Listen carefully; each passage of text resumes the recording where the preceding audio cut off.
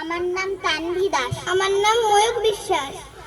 আমাদের আজকের নিবেদন কবি রবীন্দ্রনাথ ঠাকুরের লেখা প্রশ্ন। তুমি কি সংবর্ধনা না তুই কি দিবি? মাগো এগুলোকে আমার তোমাকে ছুটি দিই, হ্যাঁ? দিতে বল।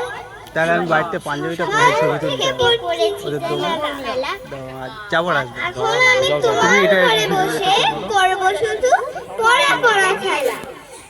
তুমি বলছো দুপুর এখন সবে, না হয় যেন সত্যি হলো তাই। এখন একদিন নাকি দুপুর বেলা হলে বিকেল হলো মনে করতে নাই। আমি তো বেশ ভাবতে পারি মনে, সবজি ডুবে গেছে মাঠের শেষে। বাগদি বুড়ি চুবড়ি ভরে নিয়ে শাক তুলেছে পুকুর ধারে এসে। এই সামনে থেকে সরো। আধার হলো মাদার গাছের তলা, কালি হয়ে এলো দিঘির জল। হাটের থেকে সবাই এলো ফিরে, মাঠে থেকে এলো চাষির দল। বসো মানু বসো মনে বসো কর বসো না বসো বসো। উঠলো সাজের তারা, মনে কর না সন্ধ্যে হলো যেন।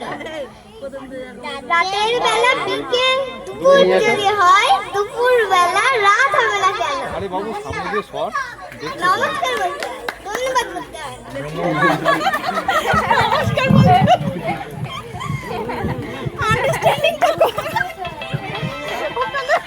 আচ্ছা